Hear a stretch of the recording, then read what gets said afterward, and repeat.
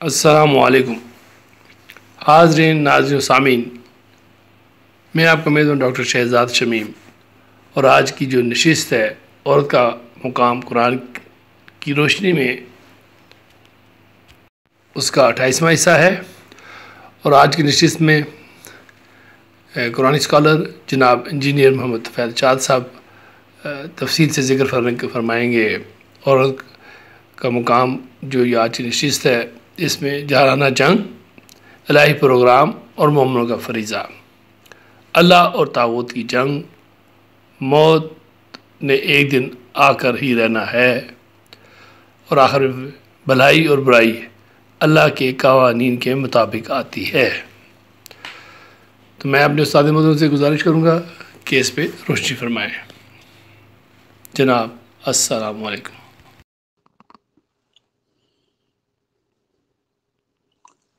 بسم اللہ الرحمن الرحیم۔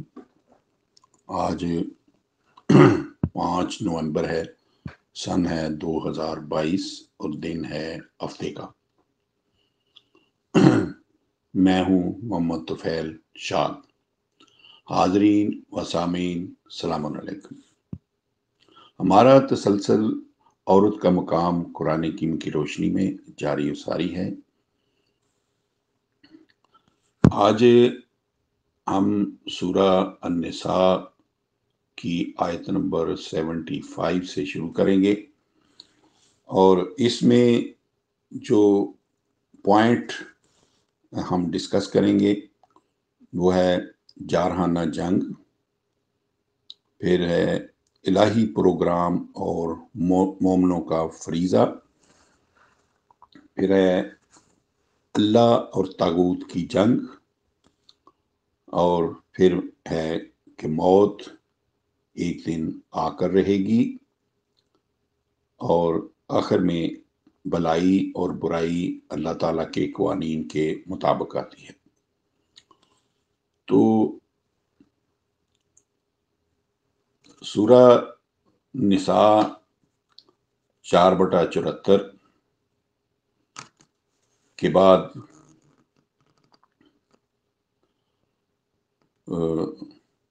اس آیت مجیدہ میں مومنوں کے لیے نتیجہ جنگ کی 2 صورتیں بیان کی گئی ہیں کہ یا تو وہ لڑتے لڑتے جان تک دے دیتے ہیں، اور یا دشمن پر غالب آتے ہیں اور دشمن کو شکست فاش دے کر کامیاب ہوتے ہیں۔ اس کے علاوہ مومنوں کے لیے تیسری صورت دشمن سے شکست کھا جانا ہے۔ قرآن کریم بھر میں کہیں بھی یہ مذکور نہیں۔ تو ہم ذکر کرتے ہیں جارحانہ جنگ کا۔ آیت بالا میں دفاعی جنگ کے تاکیدی حکم کے بعد اگلی آیت مجیدہ میں مومنوں کو یہ کہا گیا ہے کہ اگر کسی علاقے میں کچھ لوگ ظالم حاکم کے ظلم سے تنگ آ کر میرے حضور فریاد کر رہے ہوں تو ان کی مدد کو پہنچنا تمہارا فرض ہے۔ تو اس کے لیے سورہ النساء کی 75 میں اللہ تعالیٰ نے ذکر کیا ہے۔ بسم اللہ الرحمن الرحیم۔ وَمَا لَكُمْ لَا تُقَاتِلُونَ فِي سَبِيلِ اللَّهِ وَالْمُسْتَضْعَفِينَ مِنَ الرِّجَالِ وَالنِّسَاءِ وَالْوِلْدَانِ الَّذِينَ يَقُولُونَ رَبَّنَا اخْرِجْ عَنَّا مِنْ هَٰذِهِ الْقَرْيَةِ الظَّالِمِ أَهْلُهَا وَاجْعَل لَّنَا مِن لَّدُنكَ وَلِيًّا وَاجْعَل لَّنَا مِن لَّدُنكَ نَصِيرًا۔ یہ تھی 4/75، اس کا مفہوم۔ اور ایمان والو، تمہیں کیا ہو گیا ہے کہ تم اس وقت پر اللہ کی راہ میں نہ لڑو گے جبکہ حالت یہ ہو کہ کمزور کیے گئے مرد اور عورتیں اور بچے ظالم و حاکم کے ظلم سے تنگ آ چکے ہوں، اور فریاد کے طور پر وہ لوگ کہہ رہے ہوں کہ اے ہمارے نشو و نما دینے والے،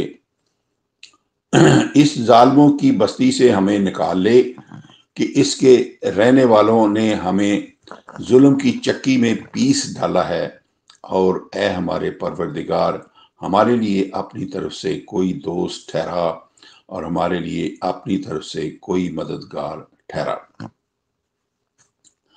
الہی پروگرام اور مومنوں کا فریضہ۔ اس آیت مجیدہ میں نمبر 1 میں سے تو صراحتاً ثابت ہوتا ہے کہ الہی پروگراموں کی تکمیل مومنوں کا فریضہ ہے، جیسے کہ ارشاد ہوا کہ جب ظالم بستی کے مظلوم اور کمزور افراد مجھے پکار رہے ہوں، ربنا اخرجنا من هذه القرية ربنا اخرجنا من هذه القرية ظالم اہلها، اے ہمارے پروردگار ہمیں اس ظالم بستی سے تو نکال۔ تو اس وقت یہ ہوتا ہے کہ باری تعالیٰ جو مظلوموں کی غائبانہ مدد کرنے پر 100% قادر ہے، آیت بالا کے الفاظ میں مومنوں کو حکم دیتا ہے کہ تم ان کی مدد کے لیے میدان قتال میں اترو۔ اس طرح یاد رکھنا چاہیے کہ جو الہی پروگرام نو انسانی کی ضروریات زندگی سے متعلق قرآن کریم میں مذکور ہے، ان کی تکمیل مومنوں کے ہاتھوں سے ہی ہوگی۔ خصوصاً باری تعالیٰ کا وعدہ ربوبیت عامہ بھی اسلامی حکومت کے ہاتھوں تکمیل پذیر ہوگا۔ جہاں کہیں قحط نمودار ہوتا ہے، وہ انسانوں کا اپنا لایا ہوا ہوتا ہے، اور اس کا دفاع بھی انسانی ہاتھوں ہی سے ہوتا ہے۔ قرآنی ضابطہ کے مطابق اسلامی حکومت پورے کے پورے عوام کی پوری ضروریات زندگی کی ضامن ہے۔ چنانچہ فی زمانہ اس مسئلہ کو عوام خوب اچھی طرح سمجھ چکے ہیں کہ قحط پڑ جائے تو مسجد میں جا کر اللہ سے نہیں کہتے کہ یا اللہ آسمان سے دانے برسا، بلکہ حکام وقت کا دروازہ کھٹکھٹاتے ہیں کہ گندم، آٹا، پھر گندم اور آٹا مہیا کرنا حکومت پر فرض ہو جاتا ہے، خواہ اسے اپنی قیمتی زر مبادلہ کے ساتھ غیر ممالک سے درآمد کرنا پڑے۔ اب آتا ہے اللہ اور طاغوت کی جنگ۔ سامعین کرام، واضح رہے کہ سلسلہ درس کی اگلی آیت مجیدہ میں بتایا گیا ہے کہ مظلوموں کی مدد کے لیے قتال کرنے والے اللہ کی راہ میں لڑتے ہیں، اور مظلوموں کو بدستور مظلوم رکھنے کی خاطر جنگ کرنے والے طاغوت کی راہ میں لڑتے ہیں۔ تو بالفاظ دیگر مظلوموں کی مدد کے لیے لڑنا قتال فی سبیل اللہ ہے۔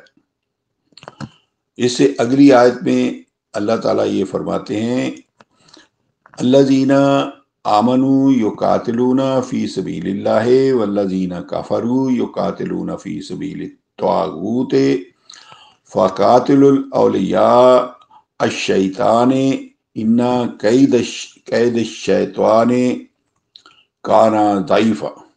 یہ ہے 4/76۔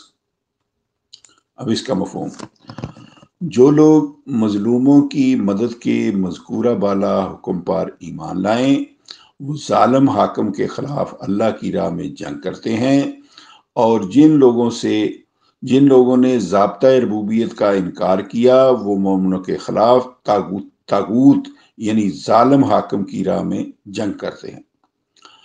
پس ایمان والو،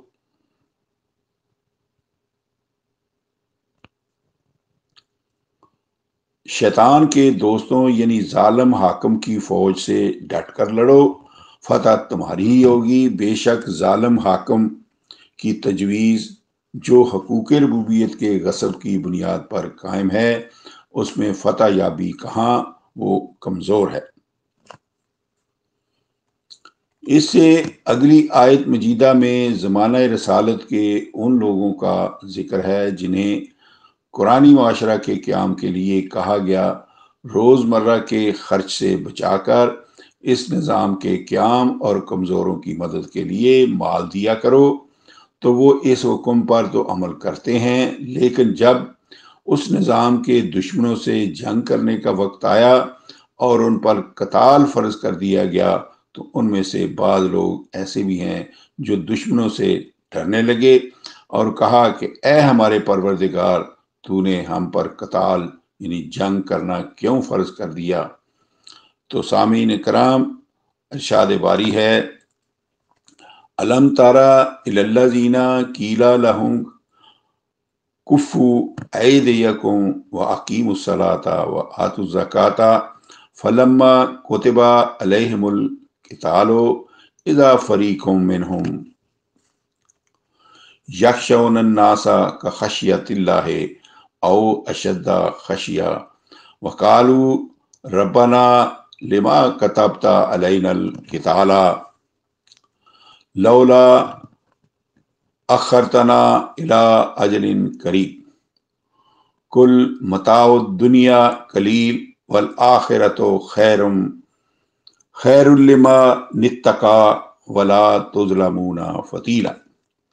4/77۔ اس کا مفہوم: اے رسول، کیا آپ نے ان لوگوں کے حالات پر غور نہیں کیا؟ یعنی آپ کو ان پر غور کرنا چاہیے کہ جن سے کہا گیا کہ اپنے ہاتھ روک لو، کفایت شاری کے ذریعے قرآنی نظام کے لیے مال پس انداز کرو اور صلاۃ موقت کے اجتماعات میں پابندی کے ساتھ آیا کرو اور اپنے مالوں سے کمزوروں کی نشو و نما کے لیے حصہ دیا کرو۔ تو وہ ایسا کرتے رہے۔ پھر جب منکرین ربوبیت کے ساتھ لڑنے کا وقت آیا اور ان پر لڑائی فرض کر دی گئی تو ان میں سے ایک گروہ ایسا تھا جو لوگوں سے، دشمنوں سے اس طرح ڈرتا تھا جیسے اللہ سے ڈرنا چاہیے، بلکہ اس سے سخت ڈرنا، اور انہوں نے کہا اے ہمارے پروردگار، تو نے ہم پر لڑنا کیوں فرض کر دیا ہے؟ ہمیں قریب کی تھوڑی سی مدت کے لیے مہلت کیوں نہیں دی تاکہ ہم کچھ اور فائدہ اٹھا لیں؟ اے رسول، انہیں کہہ دیجئے گا کہ دنیا کا سامان خواہ کتنا ہی زیادہ ہو، آخرت کے مقابلے پر تھوڑا ہے، اور بہتر انجام اس کے لیے ہے جو ضابطہ الہی کی فرما برداری کے ذریعے خود بچنا چاہتا ہے۔ اور حقیقت یہ ہے کہ آخرت کی عدالت عالیہ میں تم داغا بھر بھی یعنی معمولی سا ظلم بھی نہیں کیے جاؤ گے۔ سامعین کرام، موت ایک دن آ کر ہی رہے گی۔ اس سے اگلی آیت میں ان لوگوں کو مخاطب کیا گیا ہے جو میدان جنگ میں جانے سے اس لیے ڈرتے ہیں کہ کہیں قتل نہ ہو جائیں۔ ان پر واضح کیا گیا ہے کہ تم موت سے ڈرتے ہو، حالانکہ اس نے تو آ کر ہی رہنا ہے۔ اینما بسم اللہ الرحمن الرحیم، اینما تکونوا یدرککم الموت ولو کنتم فی بروج مشیدہ وَإِن تُصِبْهُمْ حَسَنَةٌ يَقُولُوا هَٰذِهِ مِنْ عِندِ اللَّهِ وَإِن تُصِبْهُمْ سَيِّئَةٌ يَقُولُوا هَٰذِهِ مِنْ عِندِكَ كُلٌّ مِنْ عِندِ اللَّهِ فَمَا لِهَٰؤُلَاءِ الْقَوْمِ لَا يَكَادُونَ يَفْقَهُونَ حَدِيثًا۔ یہ ہے 4/78۔ نیز اے رسول کریم، آپ ان سے کہہ دیجئے گا کہ تم موت سے ڈرتے ہو، حالانکہ حقیقت یہ ہے کہ تم جہاں کہیں بھی ہو، اگرچہ تم مضبوط قلعوں میں بھی ہو، تو موت تمہیں ضرور پا لے گی۔ ان کی حالت یہ ہے کہ اگر انہیں کوئی بھلائی پہنچے تو کہتے ہیں یہ اللہ کی طرف سے آئی ہے، اگر ان کو کوئی تکلیف پہنچے تو کہتے ہیں اے رسول یہ آپ کی طرف سے آئی ہے۔ یعنی یہ آپ کی غلط تدبیری کا نتیجہ ہے۔ آپ کہہ دیجئے کہ حقیقت یہ ہے کہ بلائیاں اور تکلیفیں سب اللہ کی طرف سے یعنی اس کے قانون کے مطابق آتی ہیں۔ پھر اس قوم کو کیا ہو گیا ہے کہ وہ اس صریح، واضح، غیر مبہم اور موٹی سی بات پر بھی تفقع کرنے اور سمجھنے کے قریب تک نہیں آتے کہ بلائی اور برائی سب اللہ تعالیٰ کے غیر متبدل قوانین کے مطابق آتی ہے۔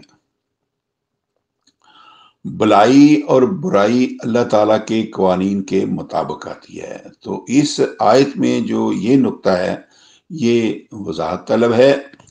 اس آیت میں بتایا گیا ہے کہ منافقوں کو جو بلائی پہنچتی ہے اسے تو اللہ کی طرف منسوب کرتے ہیں، اور جو انہیں تکلیف پہنچتی ہے اس کے متعلق کہتے ہیں کہ اے رسول یہ آپ کی طرف سے آئی ہے، حاضہ من عندک، لیکن ارشاد ربانی ہے کل من عند اللہ ہے، کہہ دیجئے گا کہ کامرانیاں اور ناکامیاں سب اللہ کی طرف سے آتی ہیں۔ واضح رہے کہ یہ وہ آیت ہے جس سے غلط نظریہ قائم کیا گیا کہ اگر کسی نے کنویں سے بچ کر محفوظ راستہ اختیار کر کے اپنے آپ کو اس میں گرنے سے بچا لیا تو یہ بلائی بھی اللہ کی طرف سے اس کی تقدیر میں لکھی تھی، اور اگر وہ بے احتیاطی سے کنویں میں گر کر دونوں ٹانگیں توڑ لیتا ہے تو یہ برائی بھی اللہ کی طرف سے اس کی تقدیر میں پہلے سے ہی لکھی تھی۔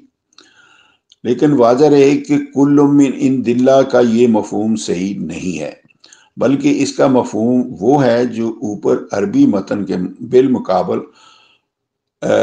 لکھا گیا ہے کہ بلائیاں اور تکلیفیں سب اللہ کی طرف سے اس کے قانون کے مطابق آتی ہیں۔ فرض کیجئے سرے راہ ایک کنواں ہے، جو شخص اس سے بچ کر راستہ اختیار کرتا ہے اسے حفظ و امن کی جو بلائی میسر آتی ہے وہ بھی اللہ کی طرف سے ہوتی ہے۔ اس کا جسم کنویں کے خلا کی زد میں نہیں آیا، اور اس کے برعکس ایک بے احتیاطی کی بدولت یا جان بوجھ کر کنویں میں گرنے والے جو تکلیف پہنچتی ہے وہ بھی اللہ تعالیٰ کے قانون کے مطابق پہنچتی ہے کہ اس کے جسم چونکہ کنویں کے خلا کی زد میں آ گیا اس لیے اس کا گرنا بھی لازمی امر تھا، اور اس کے بعد سار بازو ٹانگوں پر ضربیں آنا بھی ضروری تھا۔ لیکن بعض دفعہ ایسا بھی ہوتا ہے کہ کنویں میں یا چھت سے زمین پر گرنے والا بال بال بچ جاتا ہے، تو یہ صورت بھی اللہ تعالیٰ کے قانون کے مطابق ہی عمل میں آتی ہے کہ گرنے والا کسی ایسے مخصوص زاویے پر گرتا ہے کہ اسے خراش تک نہیں آتی، یا کوئی چیز وقتی بچاؤ کا موجب بن جاتی ہے جس کا ہمیں علم نہیں ہوتا۔ فلہذا کلم من عند اللہ کا صحیح قرآنی مفہوم یہ ہے کہ ہر بلائی اور ہر برائی اللہ تعالیٰ کے قوانین مشیت کے مطابق ہی آتی ہے۔ مختلف موقعوں پر جس طرح کے مختلف قوانین خداوندی کے ساتھ سابقہ پڑتا ہے اسی طرح کے مختلف اچھے یا برے نتائج برآمد ہوتے ہیں۔ لوگ جس چیز کو قسمت اور تقدیر کہہ کر پہلے سے لکھی ہوئی تصور کرتے ہیں وہ پہلے سے لکھی ہوئی نہیں ہوتی، بلکہ اللہ تعالیٰ کے محکم و اٹل قوانین اور عصری واقعات کے امتزاج کا نتیجہ بن کر ہر آن لکھی جا رہی ہوتی ہے۔ سلسلہ درس کی آیت مجیدہ میں سامعین کرام قوانین مشیت کی محکمیت پر دلیل قاطعہ کے انداز میں رسول اکرم صلی اللہ علیہ وسلم کو مخاطب کر کے ارشاد ہوتا ہے کہ خود آپ کو بھی جو بھلائی یا برائی پہنچتی ہے وہ بھی قوانین مشیت کے مطابق ہی پہنچتی ہے، کیونکہ قوانین مشیت کسی کی رعایت نہیں کرتے، اور آپ کو اللہ تعالیٰ نے اپنا پیغام پہنچانے والا بنا کر بھیجا ہے، قوانین مشیت میں شریک نہیں بنایا۔ تو